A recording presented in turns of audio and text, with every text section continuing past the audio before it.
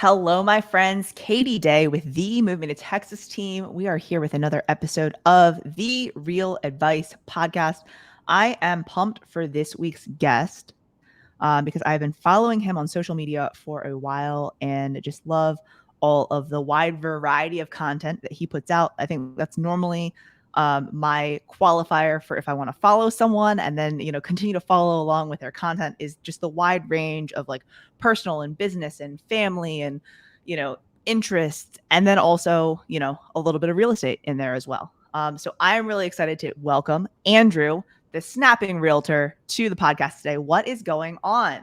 How's it going? Thank you for having me. Thanks for coming. So, one thing I didn't ask you before we started the podcast. So I know you're in the LA area, right? Yep, yep. California. What's your market? Because I know in California and in LA especially, like, I know like 15 LA realtors and none of you work in the same market. So what's your sub market in your market? I would say I do mostly stuff in West Hollywood and then like mid city Los Angeles. So West Adams, Leimert Park, Culver City. I'm out of the Santa Monica Compass office.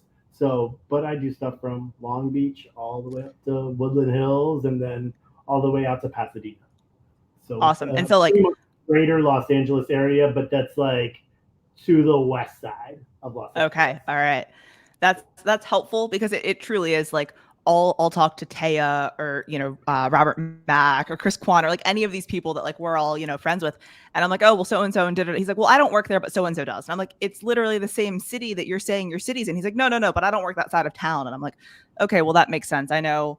One time when I was in Anaheim, like to go somewhere that was like 7 miles away, it took like 45 minutes. And I was like, okay, now I get why you guys are very specialized. You may work certain areas and things like that, but like, yeah. Yeah, good old Los So, Angeles. for those that may not know you, how did you get into real estate? Yeah, good question. So I actually came out to LA 18 years ago. I did the acting thing, so I did commercials, some stage stuff, some TV, um, and then my dad died in 2013, and that just like changed my whole world. He died of a stroke at 61, like overnight. And it just put me into like a huge depression. Like I would go to auditions and I would like sign in and then I would have a panic attack and I would leave and get in my car and just cry and go home. And through therapy, um, I learned that like that wasn't a passion anymore of mine, but like I wanted to stay in Los Angeles. And like I had a hard time of like thinking that it was a failure if I stopped pursuing the acting career. But then, I was working in a restaurant, and another one of the waitresses that was working there, she got her real estate license. And she said, Andrew, like, you should think about it. You'd be really good. And like, I'm not one of those people that like say, like, oh, I love HGTV. I love homes. I think I'd be a good real estate agent. Like, for me, I like networking and I love like connecting with people. So, like, my therapist had me like write down all this stuff on a piece of paper and like Napa, working in Napa, like a winery was like number one. But then I was like, I Yeah. might be a little too bored. And real estate was number two, and I was like, you know what? Like, why don't I just get my license and see what happens? And I got my license. For the first year, I did nothing because I thought like all of a sudden you were gonna. I joined Keller Williams, and all of a sudden it was just gonna be like business coming at me. That did Yeah. not happen. And then I kicked it back up again with Keller Williams and the Ignite program, and I really was like, okay, Andrew, like if you want to do this, you got to go all in. And Yeah. I did go all in, but I did not go all in the way that all the other agents were doing it. Um, they like I remember our productivity coach wanted us to go through our phone and call everybody that was in our sphere and tell them that we were in real estate now. And I just remember sitting there and like none of my friends are going to answer. Like this is not good. And so I actually went Yeah. outside and I would go on Snapchat and I would send snaps to all my friends, and that's where the snapping realtor came from Snapchat. And like I would get immediate engagement back, and I would go out on Caravan and put all the homes on Snapchat, and I started doing like bathtubs on Tuesdays, so it was like a hashtag Tub Tuesday deal, and then it's like Snapchat kind of died off, RIP, and then Instagram Stories got big, and when Instagram stories got big, that's really for me where I was like, okay, I can connect with people this way. And then like for me, it's just been obviously, I mean, social media is a huge part of my business, and I'm really passionate about it, and I'm passionate about other Yeah. agents using it. Yeah. And Yeah. Yeah. Yeah. where I've kind of just now my business is Sphere and social media. So, thinking back to like, if you were a brand new agent again, right? What advice would you give to someone if they're a brand new agent, just got licensed, like just hung their license at a random brokerage, like, and now they need to get business? Like, would you go a similar route to what you did? Like, what advice would you give to someone that's brand new? I would double down, triple down on social media, and I would go out to, it depends on where you are. So make sure you go by your local MLS rules. But I would go out and put homes on your stories, create reels, but also not just real estate related stuff. Start showing like who you are. And it's going to take some time. But if you are dedicated and consistent with it, I think it's going to happen sooner than it used to be, like, 5 or 6 years ago when a lot of us agents started doing that. Yeah. That success can happen even faster now. Yeah. No, I would agree. And I think that part of it is because the like now with reels and like the for you pages on TikTok and different things like that, like you're recommended to so many more people, right? So if you're creating content that is engaging and is, something that people are like, oh, this is interesting, or oh, I like what he's saying, or I like what he's doing, like once they see you once or twice or a couple times, they're either going to continue to see you or they'll start following you. And that's, I've realized on TikTok, like there's a lot of people I don't follow, but Mhm. every single time I log in, I'm seeing their content just because I watch it all the way through, right? Yeah. And that's like now with the algorithms, I would completely agree with you on that. That like that definitely needs to be a significant part, of your lead generation. If you're a brand new agent, for sure. And also, it's free. Yeah, that too. Like it is for at the end of the day, it's free, and it could blow up your brand and your business more than to me anything else. And that's what Yeah, I like agents, because I mean, real estate agents, like I'm guilty of it too. Like I will throw away money at every single thing. I remember a Tom Ferry event, like this was before COVID. This was probably Elite Retreat in January of 2020. Everybody was walking around with like a DG, like little camera yeah, stable. I mean, literally every agent was walking around with that. yeah, This is all you need. This is all yeah, you need. You don't need to spend money on anything. Like it's just more, it's time, and also I think it's a little bit of creativity for yeah, sure. for sure. And agents are scared of that part. Well, and so I think that it's like one, maybe they haven't been on social a ton or haven't consumed the content first. And that's like for me, I like following people in the industry, outside of the industry, like to get those ideas of like, oh, I like this and I could do this towards real estate. Or I like, Glenda Baker's videos, but like I'm never gonna be Glenda Baker, right? Like so like how can I do a similar thing but put my spin on it, right? Um, I think one thing that I love about your story is like, the snapping realtor literally came from Snapchat, which like when you talk to a ton of people, like that's like kind of where they started on social, right? Like, so where my point of all this or my question of all this is like, how do you feel like you stay like relevant and like timely and all of that on social? Because it's like you could have just been like, well, Snapchat's dead and now I'm no longer doing social. Like that's Yeah. unfortunate. Or you could still be the guy that's putting, I mean, people still use Snapchat, just not our age. Yeah. Yeah. Like, so how do you feel like you stay relevant with social? I think for me it is like constantly being up to date with what people are using, and like I fought reels for a while. I did not want to do them. I remember Taya made me do one when Taya and I saw each other for the first time in the beginning of COVID after we hadn't seen Okay. each other in Yeah. months. And I remember sitting on a rooftop in Santa Monica, and she's like, "Let's just make a reel." And I'm like, "This is so stupid. I do not want to do this stupid stuff. Like, I just want to post like a nice lifestyle shot. I'm Yeah. going to get good engagement numbers, and it's going to be good." And I fought it for a while, and then once I understood what a reel can do, or a TikTok as well, like what a video can do for you and your business, to me it was like, oh shit, like this is this is it's easier than it like it really like it's so easy, Yeah. Yeah. but you can't overthinking, and most agents overthink it. Um, Not to like call you out or anything, but like I know you have a course. Isn't it all about reels? Yeah, yeah. So I remember I fought it for so long, and then in January, my partner and I were in the Maldives, and like I found the Maldives because of Instagram. Like I was like, oh my god, we have to get here. Yeah.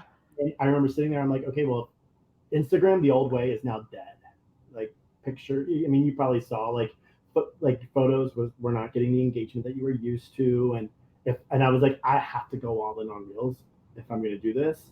And for me, if I created an online course, because I had one on just Instagram before, that it will keep me accountable. And so I did it, and I started in January with just like a 2-week boot camp, and it got so big I do one almost every month now, and I just keep growing it. And for me, it keeps me accountable. And also, like, I just like how Reels. I don't know about you, but like Reels have given me like a newfound passion and like an energy in this business that I think I lost over the years because I was just like tired and just like I was like just tired of it. And now like these Reels, like I'm having fun and I'm connecting with people, and it's like I get to show my another side of my personality. At any point in time, does Taya like laugh at you and tell you told you so? Thinking back on that time at the rooftop, I was and just on the phone with her like not even 20 minutes ago, because we were talking about our Compass retreat in Atlanta, but we were just like we just talk all things social because I mean you know her, and it's funny. It's just fun to like she'll always be like, remember when you didn't want to do that, and I'm like, yeah. and now you're teaching people how to do that. Oh yeah, I teach people how to do it, so it's fun. I love it. What would be your number one advice? Like, you know, I mean, you hear it all. We hear it all. Sometimes I feel that way. Like, oh, I don't like how I look today. Oh, I didn't sleep well. Oh, I this. Like, there's so many excuses to not do video, right? In and social media and reels and all that. Like, what's your like get the F on video advice? Number one, get a haircut. Honestly, like it's so simple, but I learned in COVID because like for like a long time people couldn't get haircuts, right? And then like people weren't comfortable. Like I get a fade now, like maybe every 3 weeks. It is the best. I feel most confident. So whatever it is for you that you feel the most confident. If I was a girl, I would like go to like the blow dry bar. You know, her hair blown out. I was telling Taya like before she did Rent the Runway, I'm like, do Rent the Runway. If I was a woman, I would do Rent the Runway, and I would do it every week, and I would do reels of the different outfits and tag the designers. You know, like do things that make you feel confident. So for me, it's getting a haircut and like a nice shave. That's going to be when I feel the most confident on camera. And then on that day, I'm also going to batch. So I'll probably film like 4 or 5 reels so that I can then sprinkle them in over the next 2 weeks. Yeah.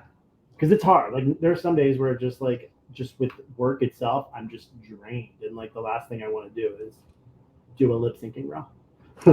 Well, and that's where I think that like having batched content and having stuff that you're like, okay, here are some ideas. I'm feeling great today, so let me shoot a few, you know, and getting those out of the way because things are going to come up, life's going to happen, you know, selling real estate's going to happen, right? And like having it already made with like an idea for a caption, or even already having the caption written out, that's like boom, boom, done. You can like go do your day. But if every single day you're creating content, like you're never going to get it done. Yeah, that's not good time management. At all. If that's what you're doing, like you have to batch. Yeah, no, I would completely agree. But I also find that Instagram stories though are still to me the most important part of Instagram. I love stories because that's where like to me, I care more about what's going on in my DMs. I don't care about views. I don't care about likes. I care about comments and seeing people share my stuff, but I care most about my DMs because those are real conversations that I'm having back and forth with people. And hopefully I can get those off of DMs into real life, whether that's a phone call, dinner, coffee, and conversation about something, right? But stories, like the whole point of stories are just like a part of your life, off the cuff content, you know, like a day in the life. So you don't have to be all done up. I've actually had clients that I've gotten from Instagram that it'll be like time to write the contract and I'll realize I don't actually have their phone number. right? Like when I'm going to plug in their contact information on the contract, and I'm like, Yeah. oh wait, Andrew, do me Yeah. a favor. What's the best number to reach you at? And they're like, what do you mean? And I'm like, I mean, we've been DMing and like calling each other over Instagram, but I don't have your actual phone number. They're like, oh shit, yeah, it's whatever. So I always think that's funny, like just how Instagram and Facebook Messenger and all of these different like DM platforms have become like commonplace for communication. I mean, even like within my friends, like it's easier for me to get in contact with them through a DM than it is a text. Like, so that's like if that's just you and your friends, then like that's Yeah. kind of like the way it is now. Yeah. It's weird. I had a friend I called on the phone the other day and they didn't pick up, and I like went to go shoot them a DM instead of sending them a text. I went to go send them a DM because I'm like, she's probably on Instagram and just Yeah, like you probably tell her swiped up to on my call. not. Yeah, yeah. Like ignore Like, my call to respond to me on DM. you're on your phone. What time of day do you feel like you get your best work done? Morning. In the morning? Yeah, I would say up until about 4 o'clock, and then like Start fading. it goes fast. No, I hear you. I would agree. I also like working out in the morning and then, you know, getting work done. And like I work out early. So then like between for me, like, you know, 6:30 and 8 a.m., like I'm able to like clear out my inbox, get all my Yep. tasks in my CRM cleared, like do all of these things before people start responding and calling me Yep. back and stuff like that. But like it's all out there, it's all done. And then like I can, you know, deal with all the fires and, you Yep. know, other stuff. Well, and that's why I feel like batching specifically for me, I in the beginning of the week, like on a Monday or a Tuesday, it's easier for me because as the week goes on, or especially when like, you know, the real estate market was crazy out here, like up until 2 months ago, that like it was just, I mean, fires were coming up, homes were coming up. Oh, got to see this, got to see this. That by the end of the week, like I did not have time to make it. Yeah. And there was like a month or two where like I literally did not post a reel in 2 months because I was so busy and like I did not put the time in. Yeah. And then no, it's tough. It's hard, but I think you just got to be really good with time management, which is something I'm working on. At least you recognize that, right? Like some people would be like, oh, well, you know, oh, well, didn't happen, but got to find room for improvement, right? It's rough. If you weren't a real estate agent, what do you think you'd be doing? Maybe working at a winery. I love wine. I love thinking about wine. So I probably would do that because I've already been an actor and I don't want to do that again. Yeah. What's your top?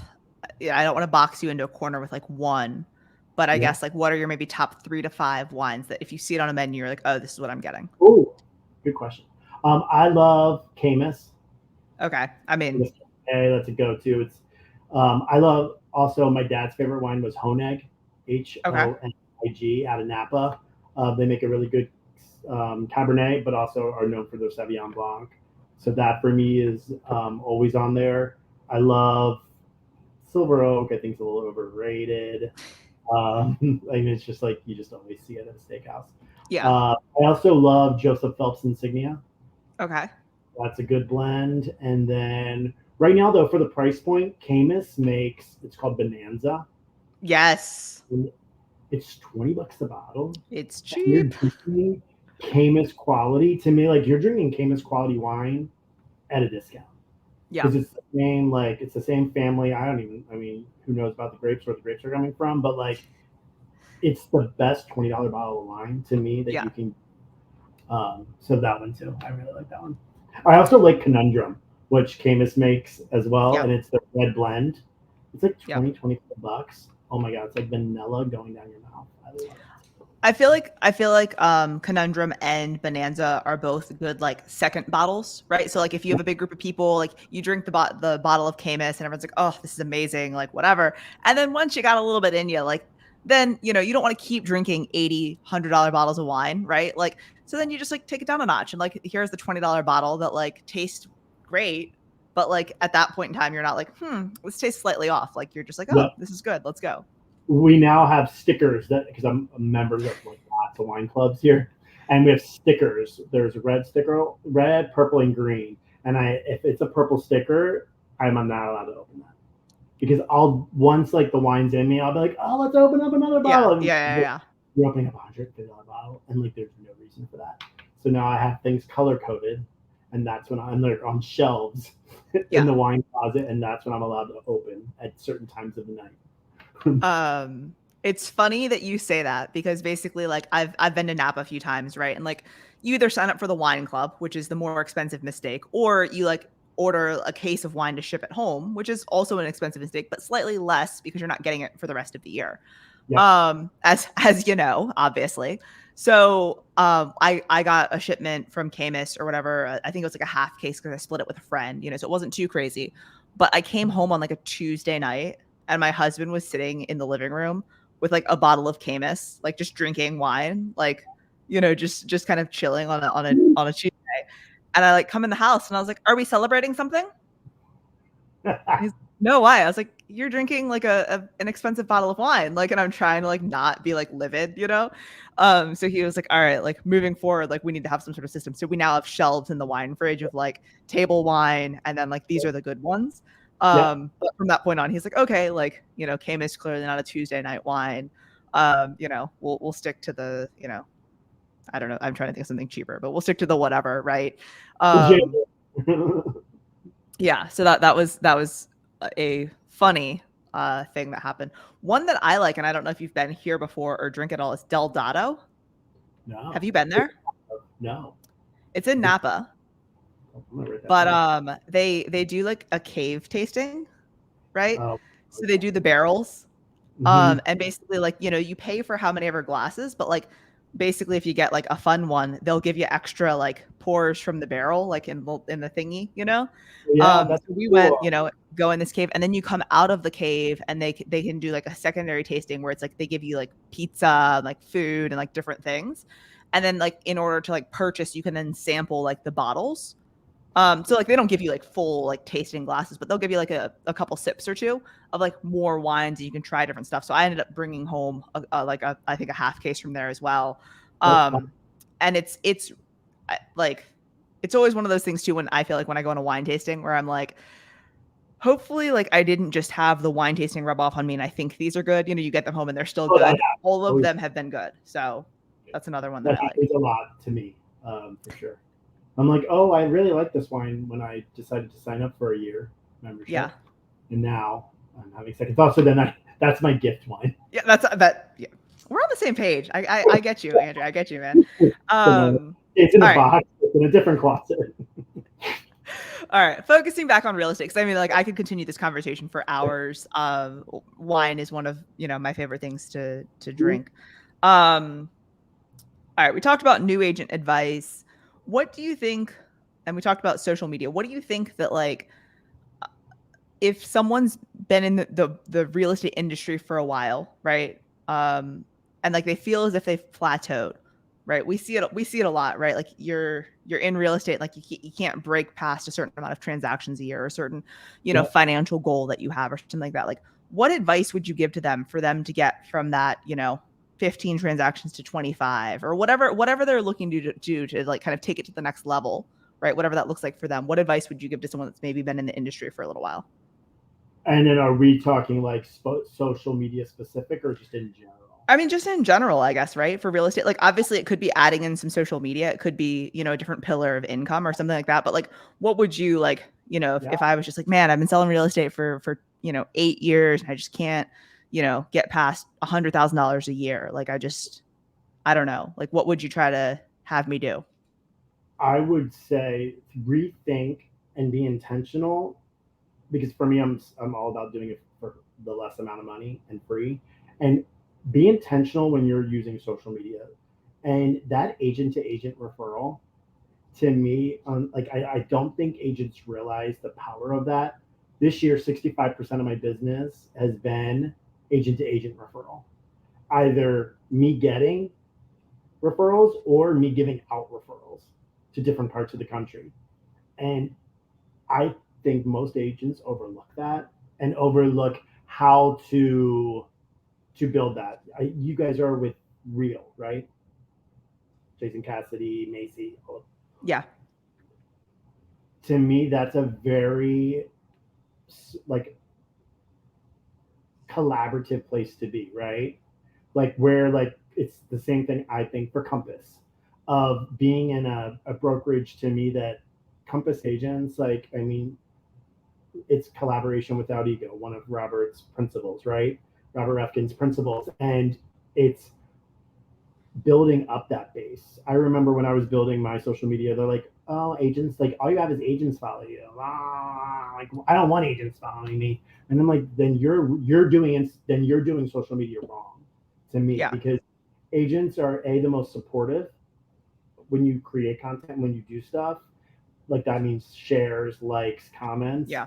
but also they're going to be the ones that refer you business. Yeah. You know, not just your sphere. Like your sphere to me is very important. It's my most important. But agent to agent referral are those agents that are going to refer you business. Like, and wherever city you are, like for me, I'm here in LA, so a lot of New York LA crossovers. So Mhm. have your group of agents in New York that you can refer business out to. Also, like now for California, have your agents in Texas, in Houston, Austin, Dallas, because you know, sorry for you guys, but the Californians are coming in, right? The good and the bad. And also like Nashville is a big one. Denver is a Yeah. big one. You know, and like find those places where and like start creating relationships. So like we have our Compass retreat in a couple of weeks in Atlanta. Like when there's a real retreat, I think actually it might be in a couple of weeks in San It's Antonio. same time. Same time. Same time in San Antonio, right? Yeah. Like so, like make sure like don't just hang out with agents from your office. Like it Yeah. bothers me. Like me and Taylor are a little different because we're besties, but You're like like, don't hang out with people except for if it's me and Taya, then it's fine. okay, because you'll probably see us not separated, but she'll be the loud one and I'll be the quiet one. But I will say, like, you know, find like new agents from around the country and start. Like I hate it, and I used to see this at Tom Ferry events. Agents walk around and just throw their business cards or like, you know, swag, like tablets or pens or like selfie sticks, like on all the tables. They weren't talking to you though. Yeah. They like so you had no idea who this was. Like go to these dinners when you're at these Tom Ferry or any of these events. Go to like a dinner and get to know a small group of agents because those are Yeah. going to be the people. So that's where I would say like if you're an agent that's been doing this, to go back to your original question, and like you're kind of stuck, be intentional, rethink another route that you can get business by, and like it's not just putting your face on a billboard anymore or a bench. Yeah. Like it's got to be bigger than that, and also it's got to be like video driven or some type of social media driven content. Well, and that's the biggest thing that I like always say when people are like with social. I'm like, my three pillars of social are like agent referrals, past client and sphere, top of mind and referrals, and then lead generation. Like, and Mm-hmm. like the past client and agent referrals kind of go back and forth, right? As far as like which one is more prevalent, because those are huge drivers of our business for our team, right? And like, yes, I lead generate, but people are like, well, why aren't you, why is there no call to action, or why are you not like trying to get people to DM you or talking about buying or selling? And I'm like, I'm talking about buying or selling in all of my content, right? But like, not every single one of them I'm like, buy with me today, right? Like, it's like planting those seeds and like staying top of mind with everyone, and then there's asks in there as well. But like, I think that for those that are on social and it's just all ask, ask, ask, like they don't see any success with it. Yeah. But A, that's because just my two they cents. never show their face, so you have no idea what they Yeah. look like, which is like my biggest pet peeve on there. But also, like agents in general, like we don't have the best reputation to the general public. You know, like Yeah. people think we're selling Sunset, selling OC type like $1 million listing stuff, or like we're just slimy salespeople. Yeah. You know, and like there was a article in Inman in 2018, and I'll never forget it. And it said that 83% of millennials said that they would consider working with an influencer as their real estate agent. Yes. I saw that. And that was a big moment for me of how I started treating Instagram. And I kind of pivoted more towards the influencer stuff, like type of material. Whereas like we influence so many things, like not just buy sell, but like I influence what wineries people are going to in Napa all the time. People are Yeah. like going to Santa Barbara County, what other wineries that I have to go to, or Andrew, what's your favorite Italian restaurant in LA right now? You know, like it's we're remodeling our bathroom. What we're gonna send you 2 pictures. Which tile should we pick? Yeah. You know, like all kinds of stuff, so that when the time comes to buy, sell, or refer, I'm top of mind, Yeah. and I'm not annoying. It's just like it's just part of my life that you want to be a part of it or not. I'm sure like some people do not like me and are annoyed by me, and that's fine. But like for the most part, like I'll never forget a couple of years ago, like going to like a friend's engagement party. There was like 100 people there, and on the way there, like I pulled up like stats and like the different. Like I'm like I know people are gonna be talking. Like it just everybody always wants to talk about real estate when I come to these events, and it's a good problem to have. But like Yeah. I don't ever have to go around when I'm at like friends' engagements or baby showers and stuff, and like figure out a way to talk real estate, because literally they just come up to me and they just want to start. Oh, this market's crazy fire, isn't it? Or like, what's going on with interest rates? How's that affecting the market? Or like, what parts Yeah. of LA do you think we should buy our second home in? Yeah. But Yeah. Yeah. because I'm just always showing my brand, and I'm not too salesy on there. Yeah. Believe in that 80-20 rule, where it's like 80% personal and 20% your business. And you slide No, that for in. And sure. most of the time, I slide that in on my stories, is the Yeah. business. Because I think reels and your post, that gets you new followers. But I think your stories, that's what converts them to clients, because that's where you start building trust and they start getting to know who you are. So yeah. No, I would completely agree with that. All right. So we talked wine, but I'm gonna hit you with a last question that sometimes people. So I hope you're ready. If it were your last meal on earth, what would you want to eat? Probably lasagna.